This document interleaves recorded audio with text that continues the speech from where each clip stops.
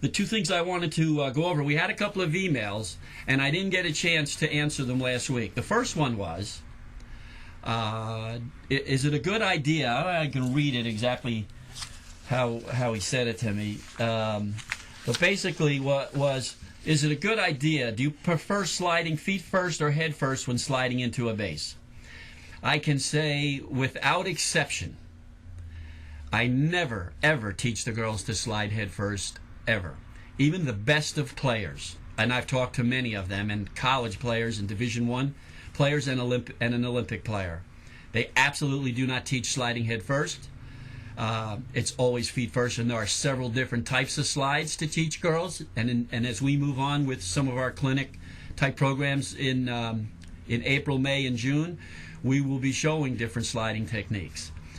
But right out of the box, it's never ever a good idea for a girl to slide head first. Quite frankly, it's never a good idea for anybody to slide head first. We would like to keep everything on the neck looking pretty. We would like to keep the neck intact and not compressed. And I'm going to tell you that there are so many broken fingers, so many broken thumbs and wrists when you slide head first, and busted noses. It's just not a good idea. It's not fun. I can tell you that in 20 years of coaching and perhaps being involved in seeing as many as 1,000 games, that in that 1,000 games that I saw, but I got to think it was even more than that, because at a softball complex, I only remember 2 times a person breaking their ankle sliding feet first, and both times were a malfunction of the base, because as most of you know, the base is supposed to pop off or move, and in both instances it did not. So that's never good either. But the fact is, there are many, many more injuries just coming back on your lead and jumping and sliding back to first base. Head first is not a good idea. Get back. And then the second interesting thing to ponder, and maybe we'll get Rob's opinion on this too. A coach wrote in, let me tell you what he wrote. How do you get the best 9 to 12 girls together to compete for the 12-year-old softball championship for the country to represent Toms River, New Jersey? Now, I heard Rick laugh. And the funny thing is, there are, and there have always been many competitive teams of the same age division in Toms River. And even looking at the boys' Little League. There's 2 major Little League complexes and boys in town, and there's a ton of boys playing. There's tons of all-star teams that come out of those, and then Bricktown, and but in Toms River, there's always been, since the beginning of about 10, 11 years ago when the ASA travel team started to come about, there's always been more than one age group of a team in town. And in some cases, even in the league, I remember about 3 or 4 years ago, I think we had 3 14 and under teams. We probably have had many times 2 teams of the same age, 2 10 and under, 2 12 and under, right in Toms River Softball League with the ASA Lightning Division.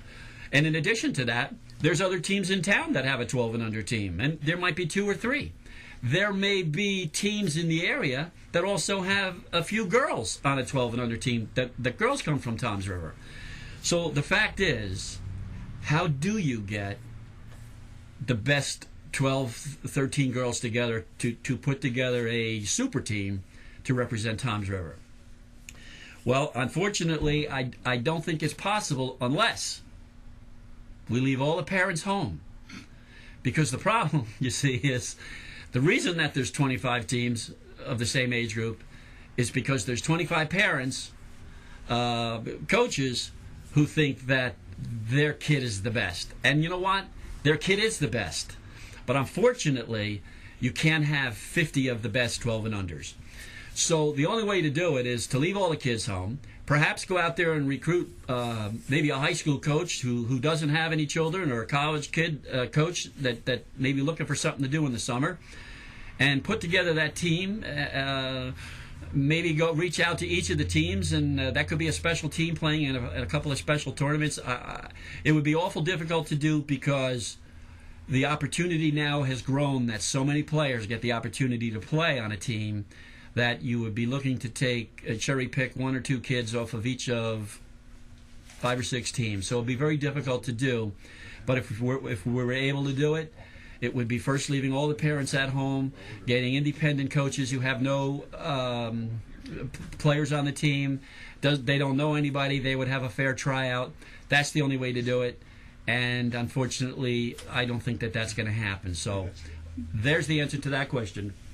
Rick, is it a commercial break yet? Yep. Because I've been talking my head off here. So we're gonna take a short break, and when we come back, we'll talk with Rob.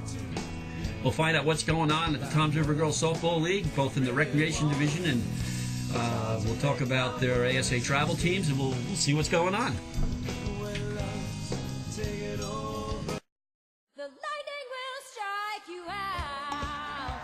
Toms River Girls Softball, the premier girls softball league in Ocean County, has open registration this month. Teams are now being formed for the regular season. Divisions range from girls 6 and under T-ball to girls 18 and under high school. Don't miss out on the fun of being part of the most exciting softball league in the state, Toms River Girls Softball. To register online, go to tomsrivergirlssoftball.org. That's tomsrivergirlssoftball.org.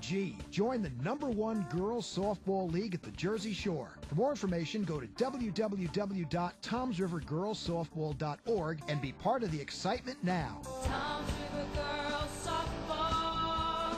Toms River Girls Softball. Toms River Girls Softball. Strike you out. tomsrivergirlssoftball.org. Live. We're live. Welcome back. Fair territory. With me tonight, to my right, to your left, is Mr. Rob Hussey, the president of the Toms River Girls Softball League. And you know what, Rob? Just coming off the commercial, I'm going to let you cheat a little because I could never remember this. We have some. We're going to give you some registration news right now as it relates to the Toms River Recreation Division. Where can they go? I guess this email address is probably a little tough. I think you said it was TomsRiverGirlsSoftball.org. So you can get to that from the webpage. North Dover Elementary, every Sunday in March from 10 to 4. You can walk up, register, or like I said, you can go online.